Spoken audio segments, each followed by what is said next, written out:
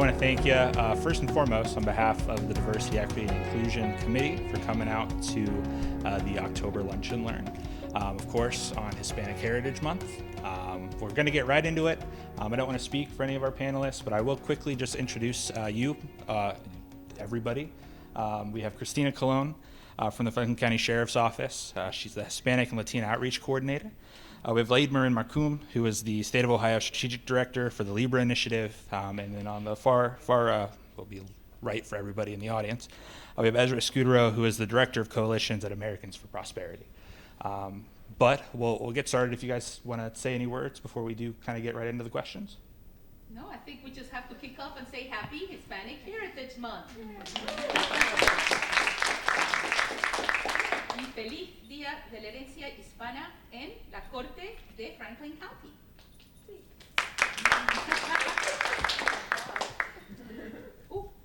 My voice carries. As you need, I don't need a microphone. But my colleagues here might. Working. Okay. Awesome. So we're going to get right into the questions. First question we have is, how do you personally celebrate or observe Hispanic Heritage Month, and what does it mean to you? When I got this question, the first thing that came up to me was like, I celebrate Hispanic Heritage Month every single day. I wake up being a Puerto Rican. I wake up being a Latina, representing my country. And it represents, and it means a lot to me that I'm able to share what I have been taught since early ages till now with other people who are curious as to know, like, how has been your life in Puerto Rico? How has your life been as a Latina? And how has it been sharing your culture with others? So I don't get to just celebrate 1 month of being Puerto Rican. I get to celebrate it every single day. Well said, Christina. I agree with her. I think it's part of our DNA as Hispanics or Latinos to always be proud of our heritage. So, of course, this month just makes it even funner, and for us, much busier during the year. I celebrate being from Spain and also being a quarter Mexican. So I feel my my heritage and my Latinxivity to be expansive and to be, different. So I have been celebrating Hispanic Heritage Month since I arrived here in the United States in Ohio, about maybe 30 years. The first time it was through an international means, because in Ohio, we were not celebrating it as much, even though we had so many Hispanics living here. And Ohio has to be marked, especially because we have more Puerto Ricans in many regions than any other states. So Ohio is a special state because we had Puerto Ricans arriving here way before we had Mexicans. So it is really important that we have a great representation. Christina, who is from Puerto Rico, Ezra, whose heritage is from Mexico, and me from Spain, where mostly we say Hispanic because of our language, Spanish, the Castellano, which originates from there. Nothing really new to add in terms of, I agree with both Christina and Lair. Just to say that when my parents came to this country almost 60 years ago, we're blessed to live here, and thank God that this country sets aside special times to, above and beyond, recognize all of our diverse roots and heritage, in addition to the everyday experience. Yeah, I'm Mexican every day, and I'm American every day too.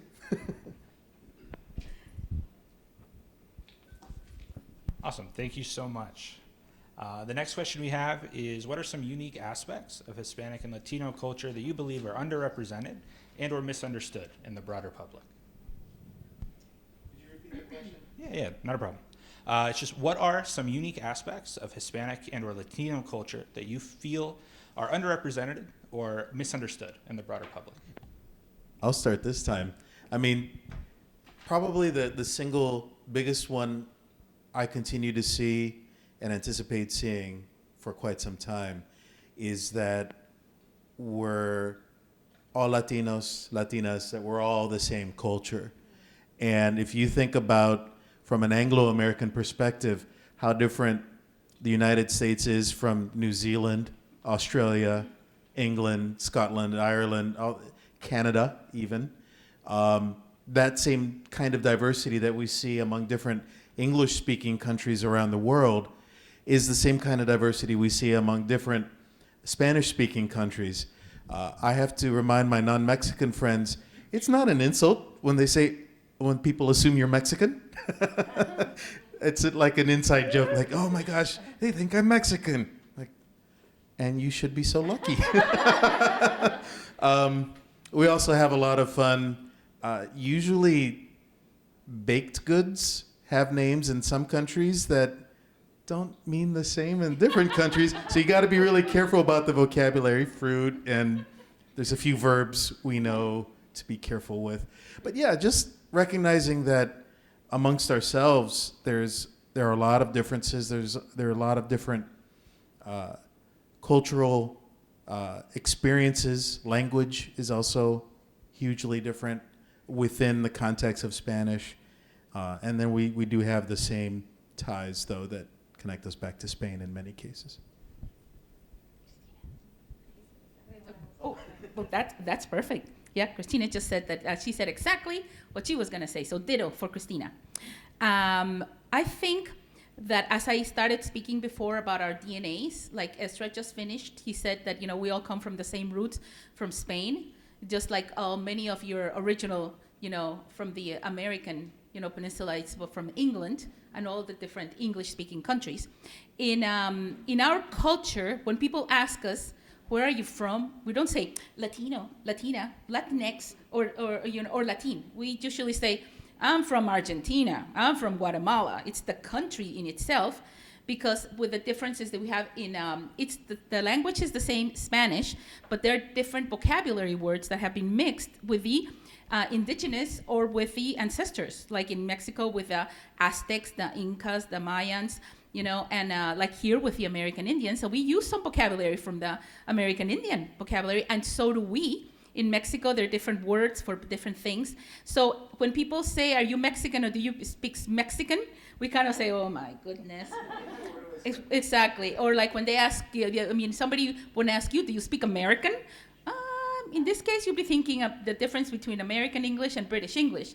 But we also have dialects in Spain, and we have different dialects from those indigenous communities I mentioned before. There's vocabulary with the Aztec language. There's the Incan with the Incan language. There's also Nahuatl, which is another from another origins, and they have different dialects, especially in Guatemala. That has been one of our biggest concerns, especially here at the courthouse. I am also a legal interpreter. When I first arrived here in Ohio, that was my first job here, interpreting for the Supreme Court and here for the Franklin County Courthouse. Then I went down to the Hamilton County Courthouse. Then I went to the Cuyahoga one. So I was telling Christina as we walked in, you have no idea how many times I've been in this juror meeting since they opened it up. Not only when I became a U.S. citizen as a juror, but also when they were asking me to interpret, I would have to wait in different areas before I had to go in, or if I was allowed to go in to learn what was going on with the trial. So this was my first home after my own personal home here in the United States when I arrived here. So to me, this means a lot to be here. But going back to the stereotypes, like I said before, that they call us, they think we're all Mexican. They all think that, we do speak the same language, which generally we do. But most of all, we have different stereotypes about other things, that we have Latino time. I was on time at the end, no? Like 30 seconds to go before we started, right? So I was on time. But it is true that we don't think it's kind of like a good idea to be the first one to arrive. It's kind of like a cultural thing. And that, somebody who thinks maybe they're really important, they want to wait till the last minute so everybody's there. But it's more of a time thing, because we sometimes prioritize important things. Like we're running to a place, but and we prioritize like family or important things that we have to do. In my case, helping somebody else before I come in here, or making sure that I know my the information that I need to, like making sure that I had read the questions and I brought a copy for everybody just in case. So it's cultural, yes. It's stereotyping, yes. But I think that our heritage has become part of that web and that part of our cultures as, zero generation American, first generation, and that's an important thing to really think about and how we see each other. But it's not just with us, it's with every single other minority. Sorry to take so long. I was taking Christina's time. No, not a problem at all. Thank you so much. I'm going to skip down our list a little bit for those that are tracking, because I thought it was a really great segue. It says the Court of Common Pleas General Division serves individuals who speak a variety of languages and currently offers interpretation and translation services for non-English speaking residents.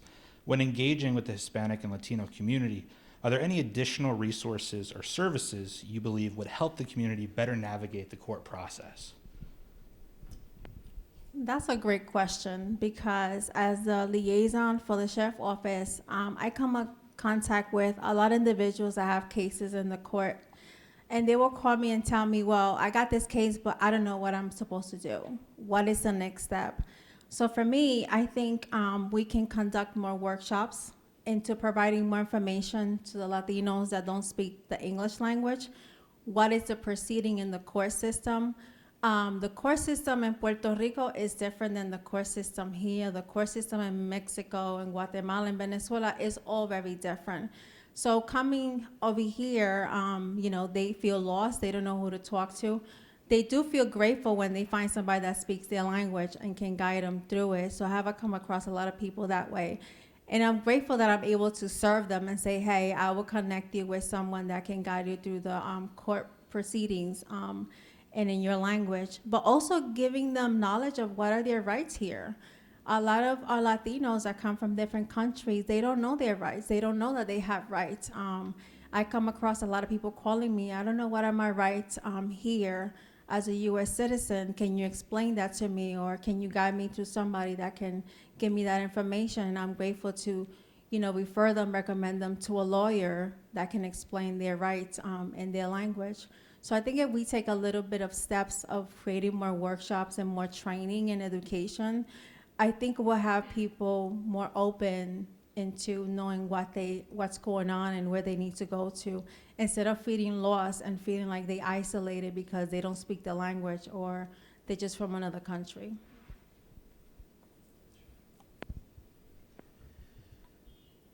I'm going to speak from personal experience because it's crazy. I'm college educated. I have a master's degree, and sometimes I still am very surprised about what I don't know, and I'd rather share some of my own experiences and my own personal ignorance. And I know a number of you are probably laughing on the inside, like I knew that, but in that case, I commend you. And for those of you who are maybe a little bit more like me, let me just share some of my experiences. It wasn't that long ago, it hit me like a ton of bricks when I realized that, first of all, culture isn't language, right? You can't just take instructions for how to be a juror or how to appear in court and what you got to do, switch the words from English to Spanish and expect, oh, well, it's translated. Even if it's an outstanding interpretation that's accurate, as Christina was saying, the court systems are different. Without getting too deep, here in the United States, we have a strong tradition of common law that is built into our system. In most of Latin America, it's Roman civil law that's the backbone of that legal tradition. There are very different expectations that go beyond just translating the instructions from one language to another. I was really also just another aha moment for me was earlier this year, serving as a juror for the very first time. I've been registered to vote since '92, and finally, after all these years, I'm a juror, and I got assigned to a case, and we saw it all the way through. Again, I took for granted, despite growing up in this country and having a higher education, I learned so much that week and a day. Yeah, we went a little over. But remembering these ideas as you talk with folks from different ancestries, from different backgrounds, that just because you translate the language accurately, the words, there may be different cultural expectations to consider when trying to bridge that understanding. And again, I've grown up between cultures my entire life, and I'm still having moments of epiphanies where I'm like, oh my gosh, how did I not see that or realize that? I often ask her a lot of questions and guidance and advice because she's seen and done more things than I have, and we can learn from each other. So I always have that spirit of humility to ask questions. When someone asks me something about different Latino cultures, I've had friends who get offended, like, why do I gotta teach you? No, it's a privilege. I mean, I'm not criticizing that other person's take on it, but find someone that can be a good cultural mentor. You can't go wrong. Yep. As an interpreter and being here to the courthouse, I think it's really important that you should also know that when I first arrived here in Ohio, there was no certification for interpreters, and of course, no certified interpreters. So it has come a long way. I think it happened like 14 years ago when it was finally mandated by the court that anybody who didn't understand the language should have the right to have an interpreter present, and that the courthouse had to supply that interpreter. So therefore, they began creating the position as the coordinator for the interpreters that we have here across the street. And here, the one who became the main one is Adriana. I don't know if you're familiar with Adriana, but I have known her probably for almost the 30 years that I've been here as a colleague of interpreting, and that she got that incredible role here at the courthouse to be the one that coordinates every single language that is needed for a courthouse.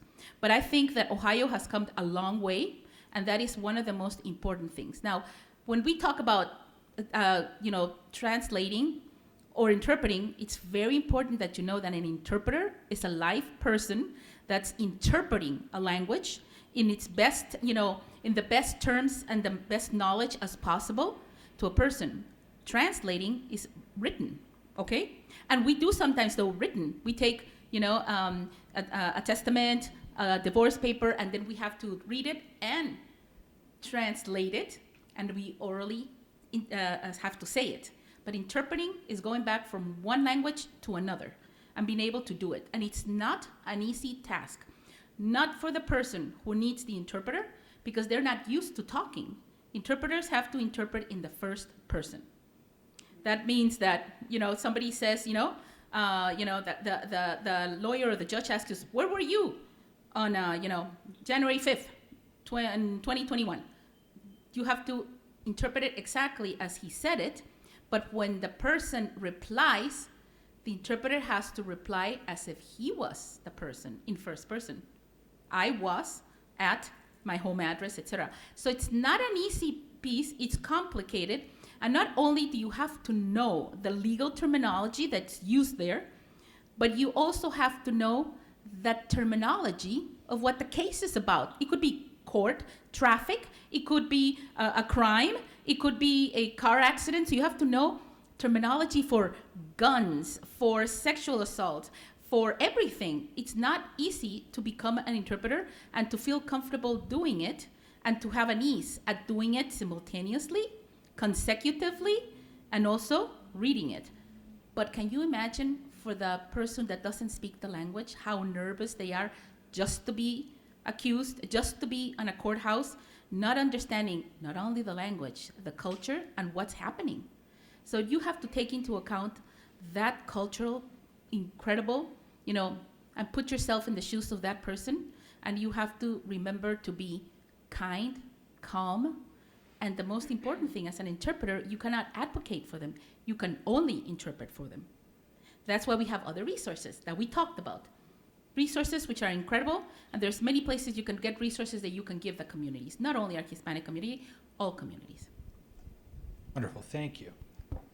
The next question we have is, can you talk a bit about the role of family and community in shaping your identity? us, in Puerto Rico, I grew up in Puerto Rico. I was born in New York, but I was raised in Puerto Rico. One thing I can tell you is my neighbor was my family. I had no clue who they were or their last name, but we are very tight in family. We support each other. One of the things that I was talking to the DI director for the sheriff office was, as we get older, we're supposed to take care of our elderly, so they become our responsibility, regardless of who they are. For example, when I was married, I became the POA for my ex-husband's uncle because I was the most knowledgeable one to be able to support him and take care of him. And I had to take on that job until he passed away. So we're very tight in family. And if we consider you family, you are family forever. No matter if you're not from our blood-related family, but we are very, very tight in the family union, and we support each other, and we go all out for them. So sometimes when we're training the cadets to become deputies, my coworker Yasmin and I, we let them know, don't get afraid or don't fear that because somebody's coming at you passionately talking to you is because they're trying to advocate for that family member. So we try to explain to them the tightness of our role in our families. It's just, that's what it means. I agree. Okay, another ditto for Ezra. I 100% agree with that. In our culture, and the importance, the priorities are first of all family, and our closest and most important base for everything we do is family. It's faith, and it's our communities. So communities to us are very important. Even though somebody is from Puerto Rico and somebody is from Costa Rica or somebody is from Guatemala, we all try to work together as a community, and we share a lot of those things. Families first, and that is really important for us. And also to be able to help each other and be able to have our Hispanic Heritage Month where we share all those roots and all those important things like food and music. Wonderful, thank you. Next question I have is Hispanic and Latino communities have made significant contributions and strides in the city of Columbus and in the state of Ohio. Can you highlight some contributions that you feel have had a lasting impact on you and the broader community?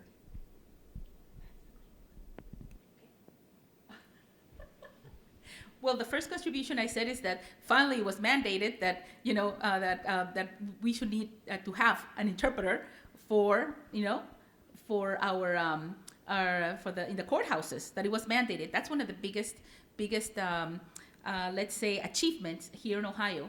I think another one of our biggest achievements has been in the universities in Ohio as well. That Ohio State, OSU, I have an alumni right here, have been able to create a group, a community, an organization, the Que Pasa OSU, and to create graduating students and to keep on increasing. I think it increased by maybe 7 or 8% every year, the graduates that are Hispanic, and they're supporting them, but many other universities throughout the state of Ohio are doing it. I think we can incredibly say that we have many new diversity and inclusion directors that are Hispanic, one of them being at the Bureau of Workers' Compensation, Carolina Thatcher. I'd like to recommend her to come here. We have had, several, as a matter of fact, 2 Puerto Rican, community outreach persons at the Franklin County, Sheriff's Office. That's magnificent.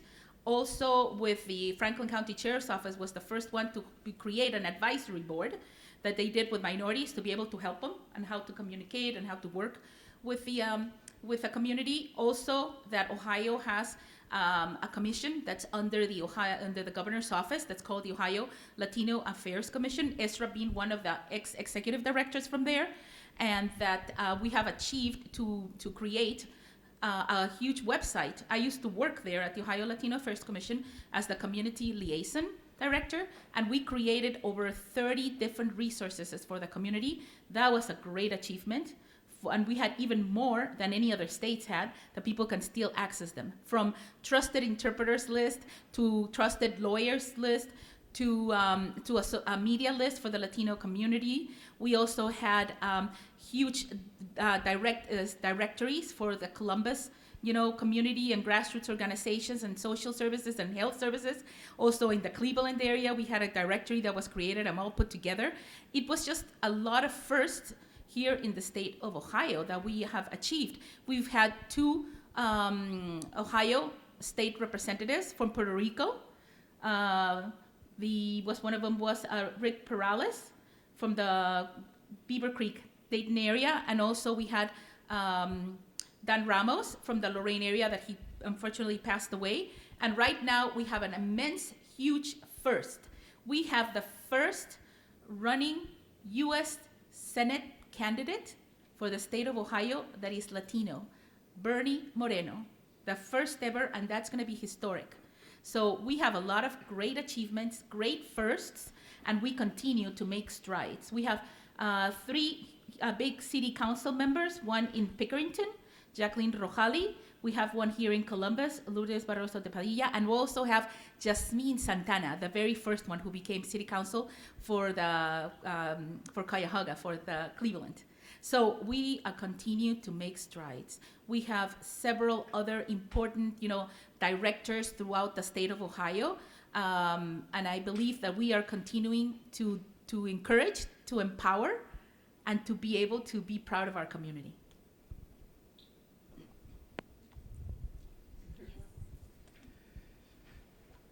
Just to share a quick story, this was maybe about 15, 20 years ago. When I was serving as director of the Latino Affairs Commission, we had a national meeting of all the other, of a number of other commissions from other states. I got to meet counterparts from Washington State, Indiana, North Carolina, Georgia, Utah. We were all meeting in Kansas City, and a number of us actually came in around the same time. I mean, at the airport. We flew in, we were on the same shuttle bus together, we were introducing ourselves to each other, and finally on the bus was this woman from Texas. And she introduced herself and said, I'm representing Governor Rick Perry. I work in the Department of Economic Development. And the rest of us looked at each other all confused and said, wait a second. We all come from states with Hispanic Affairs Commissions. Texas doesn't have a similar agency. She just got a big smile on her face, and I'm going to mess up this Texas accent. I mean this with all affection. She just laughed and said, what y'all don't understand is that in Texas, if you're not Hispanic, you're related to one. So everything is a Latino affair in Texas.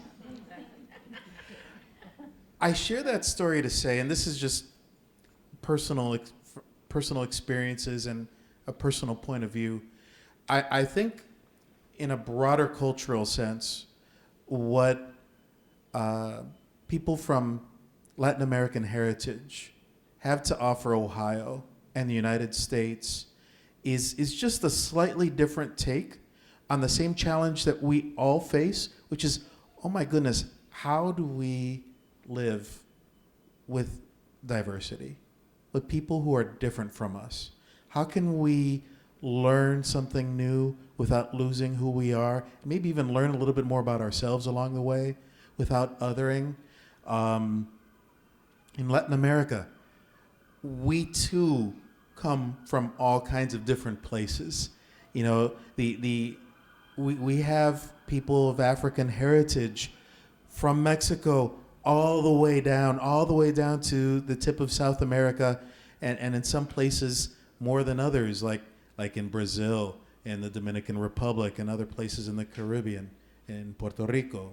But in Mexico, we have people of African ancestry. We have people of Asian ancestry as well, especially in parts of South America, but there's been Pacific contact for generations that's happened, right? In across Latin America, our European heritage isn't just from Spain. Vicente Fox, who was a president of Mexico about 25 years ago, his family immigrated from Ireland to the United States first, and his grandfather left Cincinnati with some relatives to start the family business in Mexico. If you know your history, Germany tried to get Mexico to join their side in World War I, the Zimmerman telegram, right? They taught us how to make beer. We taught them how to make chocolate. But not too long ago, I was driving for work up by Toledo, changing radio stations, and I hear this polka playing on the radio. And instantly I'm thinking, oh, this is norteño music from Texas and the border. And then they start singing. Wait, they're singing in German. I actually had studied some German as an undergrad. Like, oh my gosh. The Germans gave us the accordion too, and we share great polka music in common. So I think because across Latin America, we also have some very similar experiences, but different enough that we can learn from each other how to make those cultural connections, how to have those encounters. Let's start with yummy food and awesome music and then go beyond. I have a lot of hope. And hopefully everything in Ohio is going to be a Latino affair someday too, in all the good ways. But I think it takes open hearts and open minds to do that. And yes, thank you. Yeah. And talking about statistics and about Texas, the percentage of Hispanics in Texas is 60% of the population. Okay, so more than half are like they say, are Hispanic, Latino, or related to one. In Ohio, we are barely 7-8% of the population, the Hispanics, compared to the white population or the Black African American community. But you also have to take into account that the average age of the Hispanic here in Ohio is 24 years old, and the average age of a white person in Ohio is 40 years old. That means that our future and our generations are going to be Hispanic. We have here in Columbus, in Ohio, in the Southwestern School District, almost 30% already Hispanic population in the schools, the K through 12. Also as well in Cleveland, in Cuyahoga County, it's almost 31%. So we have to remember that the future is going to be with the Hispanic community and also the language. They say that by 2030, more than half of the Americans are going to be able to speak Spanish, understand it, or share it. We already talk half of Spanish when we're going to lunch or dinner, no? We already understand many vocabulary words, and in many of our media, television, radio, newspapers, and even on social media, we have a lot of Spanish all over the place. You cannot see a TikTok. God forbid I say that word, TikTok, right now. But most of them are in Spanish, okay? So who? I don't know that the Asians are controlling it. I think it's Latin America and the Hispanic community here, okay? And our record and our music business, right now, the majority of many of the most popular songs are from Hispanic. No, who doesn't know Bad Bunny, okay? Or Despacito. So, I mean, we are filtering ourselves and mixing in with the Latino community in ways that we don't even know. Not only with the tacos and burritos and enchiladas. Awesome. Thank you so much. The next question I have is, who are some Hispanic and Latino figures, historical or contemporary, that have inspired you personally, and why? I have two of them. I personally grew up mixed in foster care system, some challenges growing up, but I was blessed and lucky to have met a Spanish teacher in high school. And she looked at me and she was like, Christina, get over yourself. Stop acting like you're the victim and start acting like you're the survivor of the circumstances of your life. Because of her, I decided to become a Spanish teacher in New York. But I always remember what she said. You always give back from where you come from. So the reason I am a liaison is because I went back to knowing that I had somebody who advocated for me, who supported me through my teenage years. So I admire her because she was not just a teacher, she was a mentor. She was there for me, supporting me, and she didn't have to do that. All her job was to teach Spanish and call it a day, but she went above and beyond. Another person that I look after is Nidia Velasquez. She is serving her 16th term as a representative for New York's congressional district. And why I admire her, because she's Puerto Rican too. And not only that, she is one that is fear. She's very fearless. She doesn't take no for an answer, and she goes above and beyond for the Hispanic Latino community in New York. And I admire her for doing that. And till to this day, she's still advocating for us no matter where she goes. And to know that she is in the congressional office representing Puerto Rico, and not only Puerto Rico, but the Latino community, it says a lot. And it gives me hope that I can one day probably get there, or, other generations to come. It gives us hope that we can also do it as well. Sure, I'll let you go first. I'm Ohio born and raised, and to reinforce the point I made earlier, Jesse Owens was actually my first non-family role model. Just his entire story and his perseverance. And I had this awesome print of the picture. Maybe some of you are familiar with it. It became a postage stamp where he's jumping over the hurdle and looks like he's flying in Ohio Stadium of all places. But if that isn't a good American anecdote of how we can be from different places and look to others for that example. But I'm going to be very stereotypically Latino and say, you know what? My father is a huge role model for me. He came here and started a business, and he's still working. He's getting close to 80, and he can still kick my butt if I misbehave. So God bless him and his health. But one of the important lessons he always taught me is that, you first start with yourself, kind of like some of the lessons you were describing. He said, carry yourself with dignity. Learn how to be articulate and carry yourself in a respectful manner. Treat others with respect and dignity too. And there's no room you can't enter into. There's no place you don't belong. You can talk to senators, kings, presidents, doesn't matter. You should be able to go anywhere and never let anyone make you feel less than who you are. And I think even in a broader sense, going back to the earlier question, another gift that immigrants and new Americans bring is a sense of boldness, a sense of leaving comfort zones, trying something new, and bringing a vitality and an energy to this country and our experience here that we all ought to look up to. And when I'm feeling down on myself or even a little bit lazy, I think about my father's experience and those lessons that he taught. And these are things that we can share as well. With me, I also, when I grew up, and I have to admit, I'm a baby boomer, my first role model, or the first person that I admired, was Martin Luther King. He not only showed us about civil rights and about moving forward and making changes, but I really loved everything that had to do with civil rights. So he was my first hero. He was my role model. He was who I wanted to strive to be one day. When I moved to the United States and I was working here more in many different areas, I think my biggest hero in the Latino community was Elena Ochoa. You might not know her name because she was one of the first women and astronauts that was Latina. So we had a Latina become an astronaut. And a woman. It was kind of like incredible, and all her career and what she did was amazing.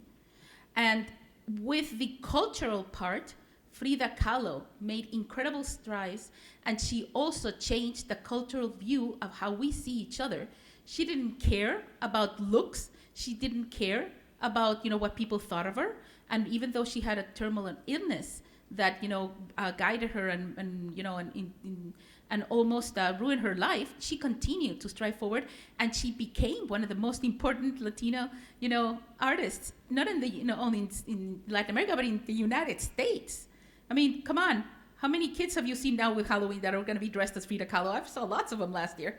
I was impressed with that.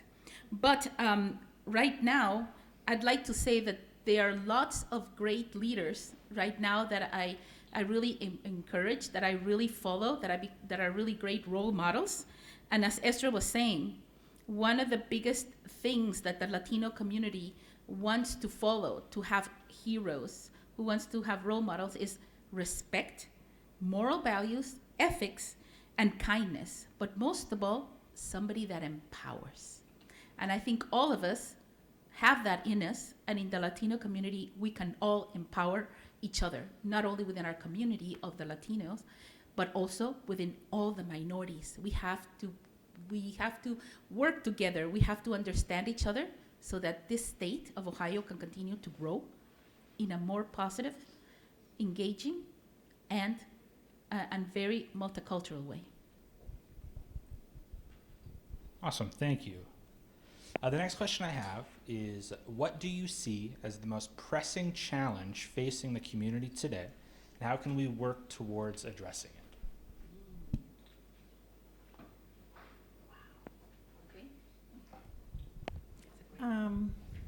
As a liaison for the sheriff office, one of the challenges that I have heard about and that I encounter when I go out to the community is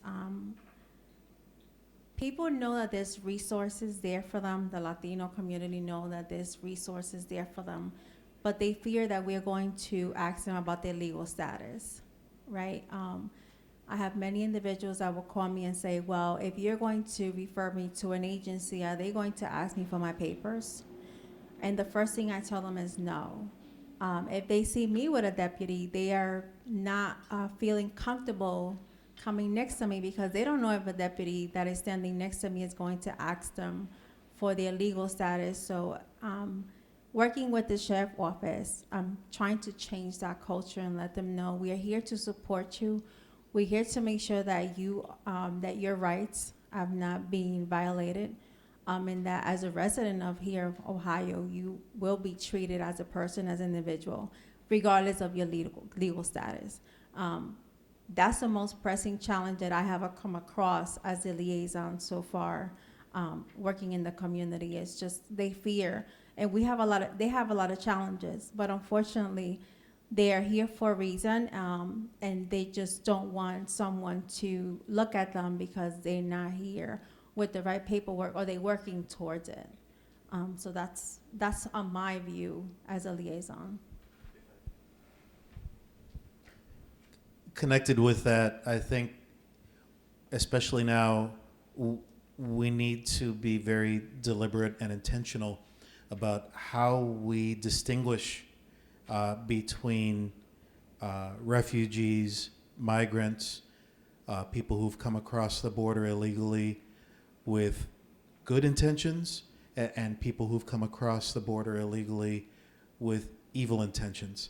I mean, my goodness, 20 years ago, we had a huge problem because our policymakers, and you can point fingers at both sides, our policymakers refused to take action to reestablish some kind of orderly process, right? And also an immigration system that met the reality of socioeconomic pressures, not just in this country, but in our hemisphere. That was already a big enough problem. And there were already legitimate concerns about fairness, about who was coming, how they were coming here, and whether it was fair because some people were waiting in line, other people weren't. The availability of jobs and the unethical behavior of some of our employers who are unfairly hiring people who, it's not even just that they're not supposed to be here, but they're deliberately seeking out people who don't have legal recourse or who fear to take advantage of legal protections. So they're getting paid below market wages in addition to hurting people who live here, right? And who should have a fair shot at decent employment.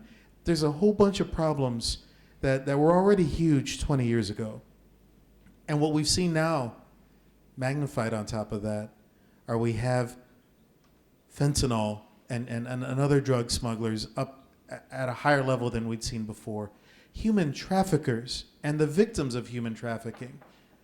And on top of that, heaven forbid, I've read some of the reports from Homeland Security from this administration and before, concerns about foreign agents who now, they're not even here seeking work. They're here waiting for an opportunity to do harm.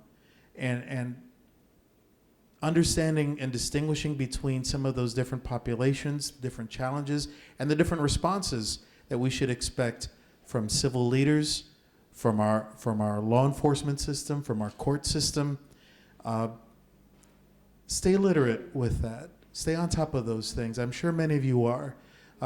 Understanding and distinguishing between those different types of populations and different responses that we need to maintain a civil society, respect for rights for all, and a peaceful and prosperous society.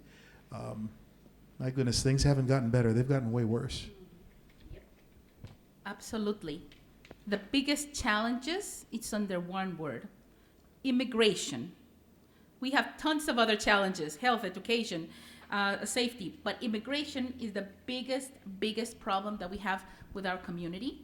And it's a challenge that I'm thinking back about almost 50 years ago, a US president gave amnesty to all the people who came here undocumented to legalize their issues. 50 years later, the problem is worse, dangerous, illegal, immoral, and completely monstrous.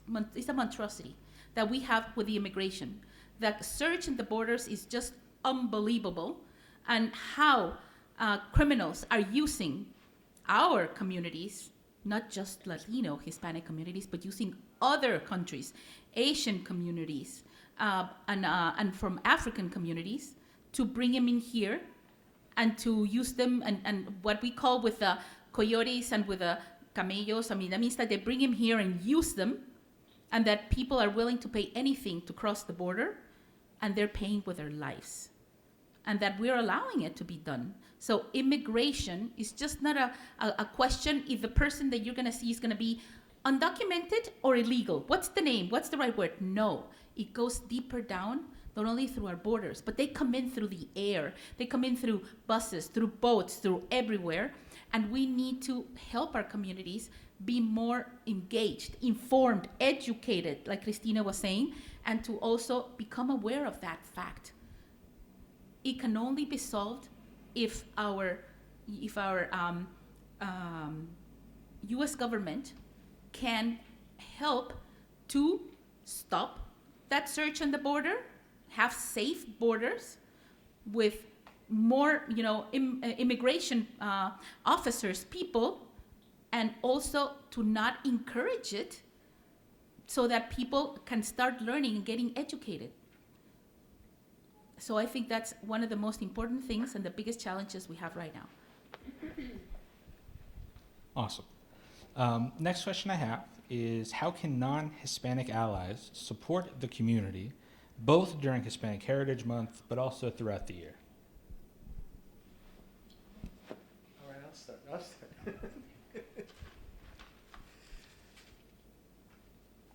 Don't stop asking questions.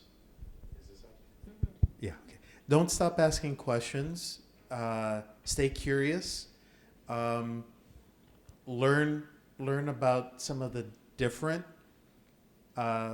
sources of cultural heritage from the different countries across Latin America.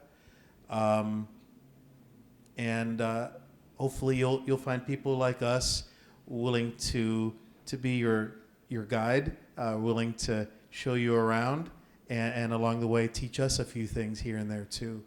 I think that's my answer. Cultural awareness, just because I'm Puerto Rican, Mexican, we don't all have the same. We have diversity, like we said earlier, amongst the Latinos. Another thing is, a lot of people think because we're coming from our country, we're here because we're seeking some type of safety, or we just can live in our country. That's not true. It's not the same for all of us. I came here from Puerto Rico because most of my family moved here to New York, to United States. So of course we moved here. We're not all fleeing we're not fleeing law enforcement because we have a criminal history in our country.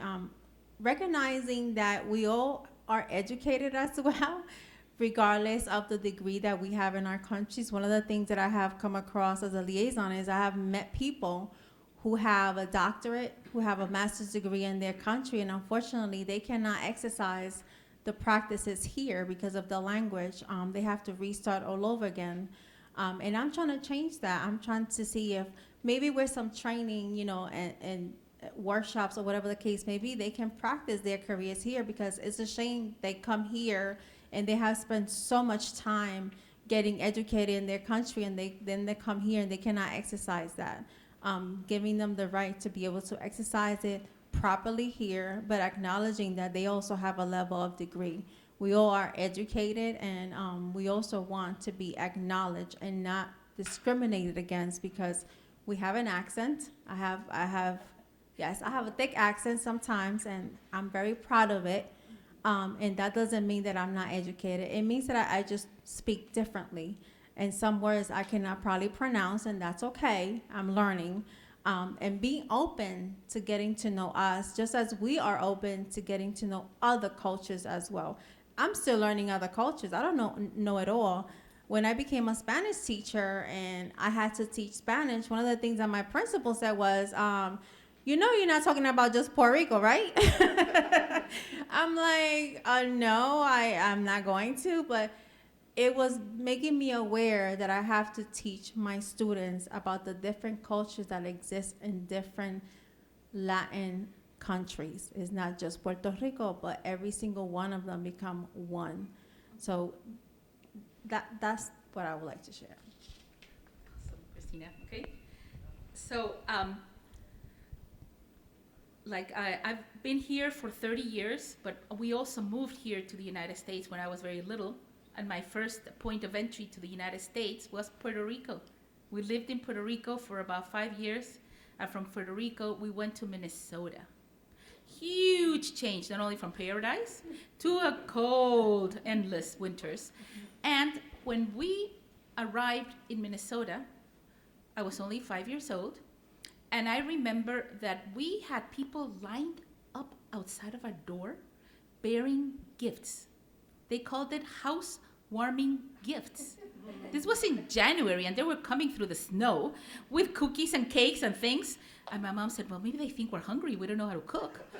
Okay? But they were curious, and they wanted to see how our house was, and they wanted to know what part of Mexico we were from. And my mom was going, Mexico is not a continent. It's a country, and we're from the old country. We're from Europe, from Spain. So it was that my mom then decided to host some of the neighbor ladies and to show them some of our foods and to, make them part of it. So I would recommend to continue to have events like this every year, have events in the different, and I've done another one at the what's it called? It's the brown building where the Department of the State Treasurers was before. We had it at the BMV.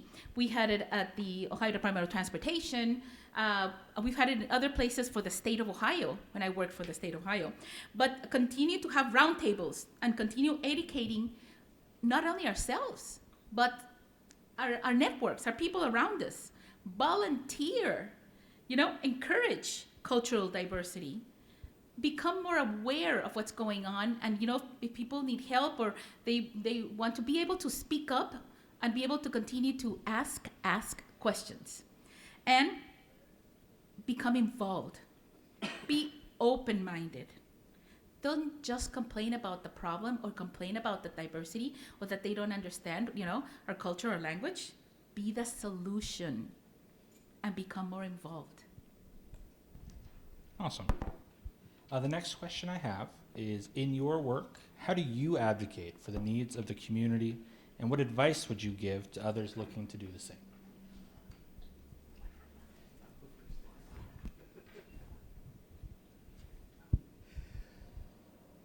So in my day job, right, the one that pays the bills, I really don't have that kind of role. Different seasons in my career and in my life and different roles, it's either been my actual job to do that, but as Lair was describing, in terms of getting involved, some of the ways I've been getting involved to advocate on behalf of the community has actually been through my church. I'd worked with the Diocese of Columbus. There are 11 or 12 Catholic parishes in the Diocese of Columbus that have Spanish language liturgies. So in other words, there's enough of a population there where one or two of the Sunday services are actually conducted in Spanish. The work I did with the diocese was to go out and help provide not just faith formation. I have a master's in theology, but also leadership formation. Because, oh my goodness, we could probably spend a whole day talking about different ideas and theories of leadership. I'm sure many of you have read books on leadership, have studied it. Personally, I really love John Maxwell and some of his thoughts on servant leadership and things like that. But even taking those ideas that growing up in this society, in this culture, we might assume to be universal, they aren't. So even learning how to take some of these concepts that flourished in an Anglo-American culture that we find here, with its historical legacy and so forth, even that requires a degree of interpretation to transmit some of these same ideas into Latin American cultures. So working on leadership formation and development is something I've really taken on as a side job, and I'm sure, give me a couple years, it'll be my full-time job again too.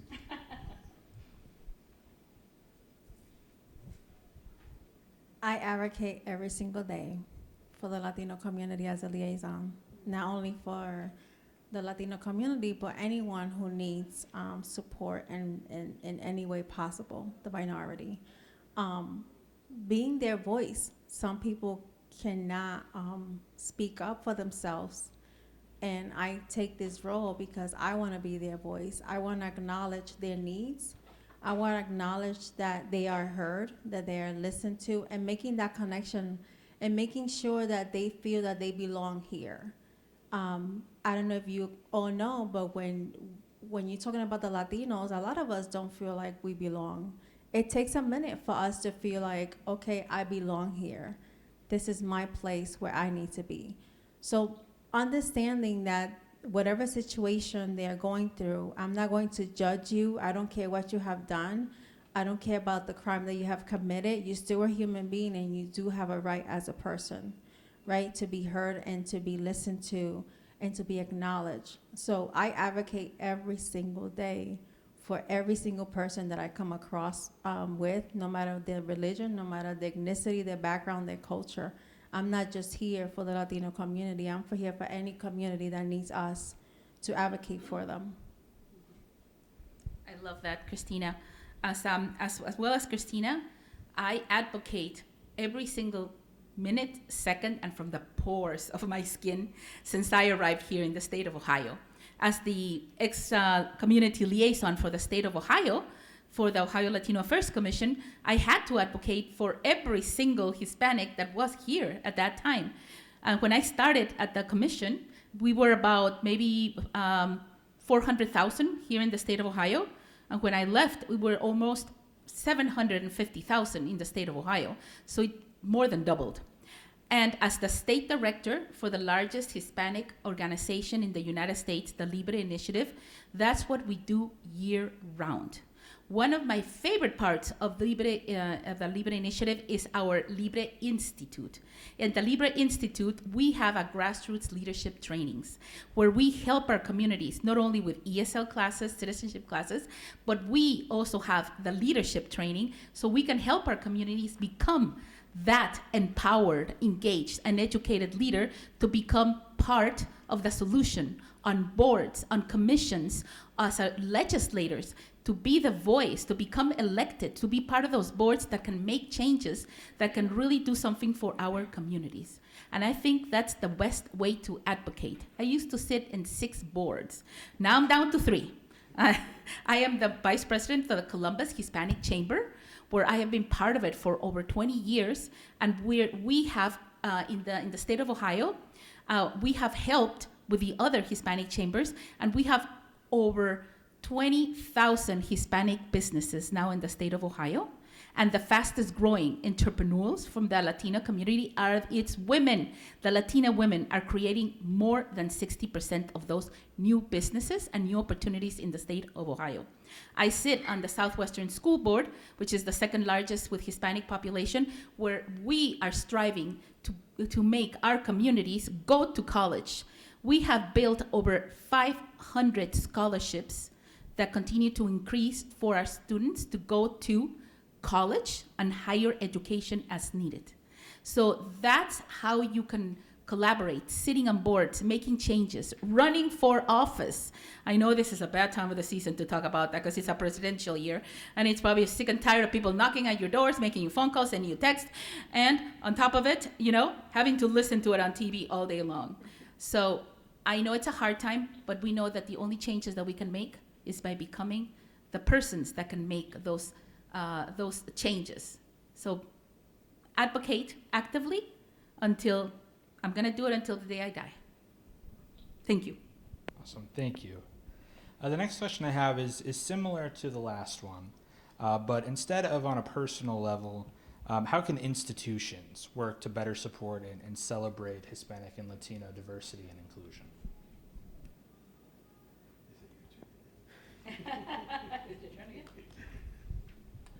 For me, it's not just acknowledging that we have 1 month throughout the year that we celebrate our culture. We celebrate it every single day. Like I said earlier, that we wake up.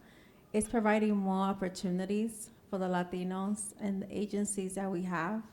And really being aware that there's not just one culture celebrated, that's many of us in one. Being more culture aware of us, and that we are here because we want to be part of the community, not just be the Latino community in a little bubble and then another community. We all want to be included, and no matter what our ethnicity or our language is, we still want to be part of it, belong. That's the word that always resonates to me, is the belonging.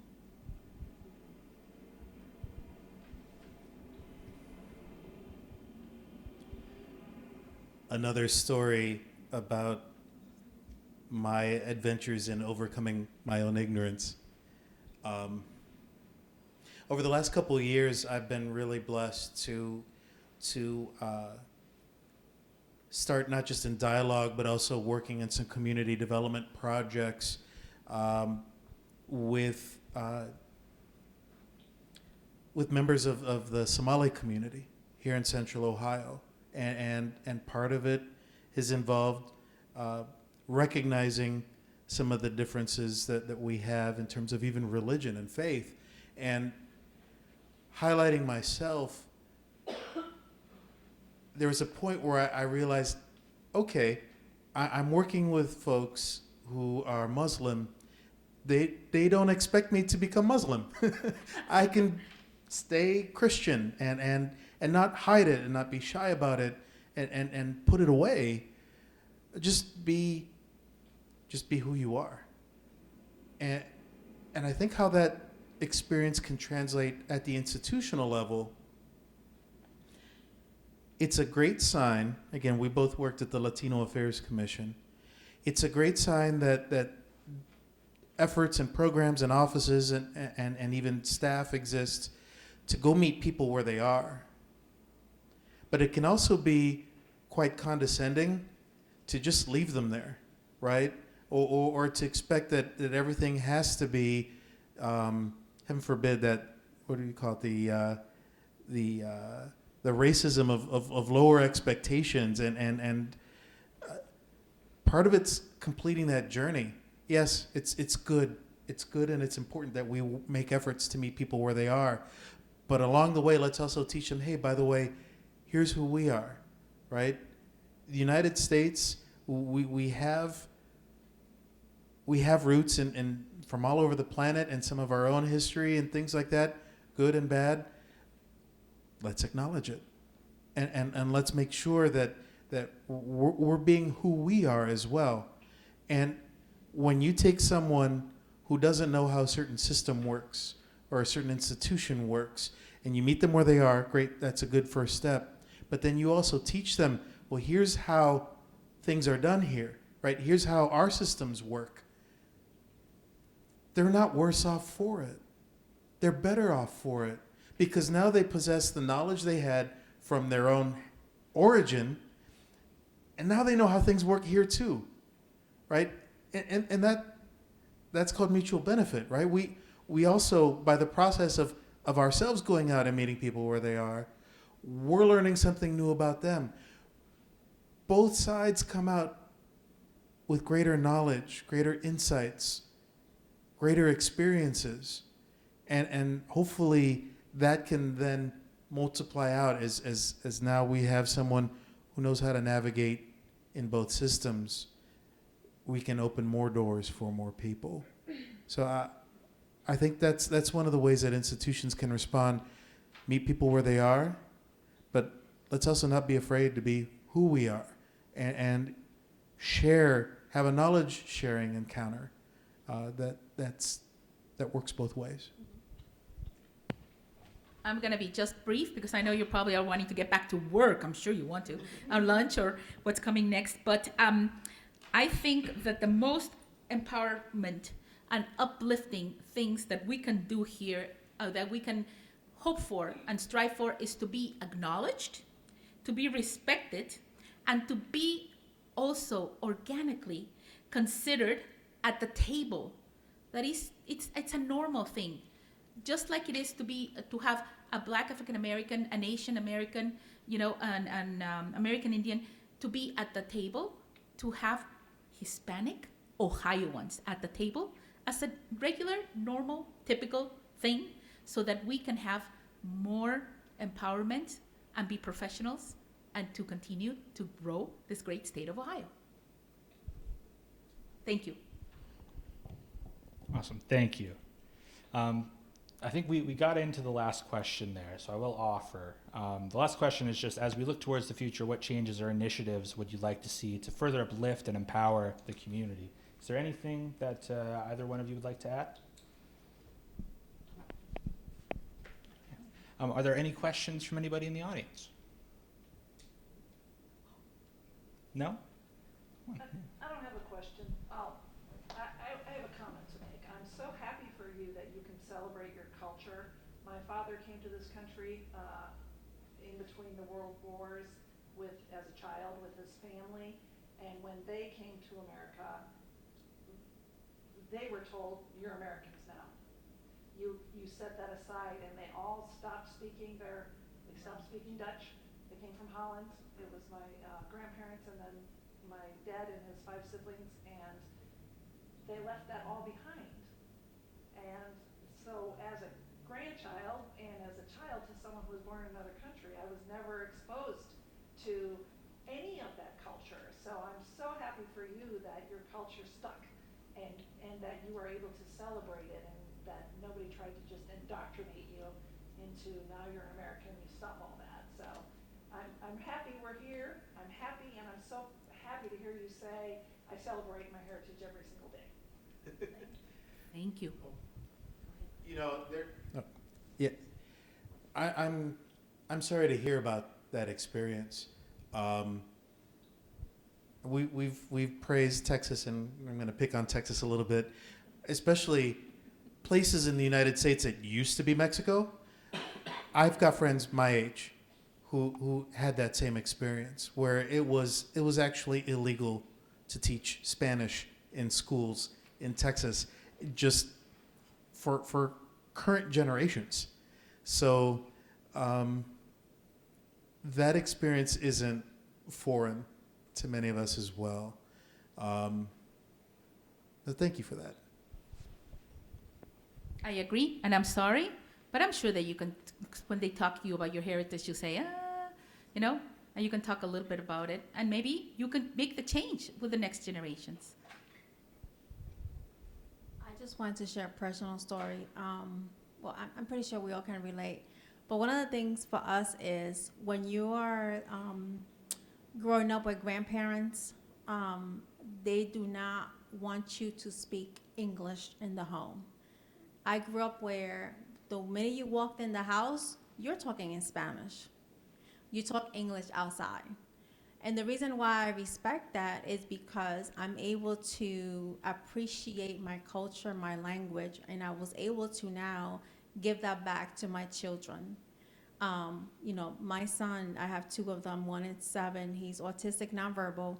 I still speak to him in Spanish. He looks at me like, I don't know what you're talking about, lady, but okay. But my oldest, he's 23, I was able to speak to him in Spanish because one of the things that his grandmother told me was, don't you dare not teach him Spanish because you know that in my household, we speak only Spanish. And that is, to this day, that's the way it has been. I'm not sure about the new generation, but when I was growing up, Spanish had to be spoken in the household. You were not allowed to speak English. Not that we not acknowledge English, it's just that we wanted to continue cultivating our culture within our house. That's a great, story. In my family, we were encouraged to speak English all the time as we wanted to, but I'm part Belgian, so we spoke French too. So we spoke Spanish and French and English. So it was really important, and my parents were talking to us in all 3 languages. So we spoke French Spanglish in my house with a mix of words, cultures, food, and family, of course. But I made that mistake with my daughter. I didn't speak to her in Spanish as much as I should. She does speak a bit. She's got a great accent, but she's very shy about it. But with my grandchildren, I continually speak in Spanish to them, and they all 3 of them address to me in Spanish now. I've been doing it for 6 years, and it's amazing because my daughter then starting to speak Spanish to them, but my son-in-law, who's American, speaking Spanish now too. He'll call me and he say, "Hola, ¿cómo estás?" So he'll try to speak Spanish, and because of my grandchildren, they're starting to know the importance, not so much culturally, but with the language, and that will open up more opportunities. And as a matter of fact, my son-in-law got a new job opportunity because he was made foreman of a huge landscaping, and they had a lot of Hispanic, seasonal workers, and he was able to communicate with them in Spanish. And he never studied it in college or high school. So, that was an opportunity for him. And also the first thing he did is, how can we bring ESL classes here? So we got ESL classes there going on at the landscaping business. So everything is a change. Everything will evolve. And of course, keep your mind open. Continue to encourage, continue to, to be involved and be open-minded. Awesome. Thank you. Anybody else? No? Well, first and foremost, I would love to ask for a round of applause for our wonderful panelists. Thank you so much for taking time out of your days to be here.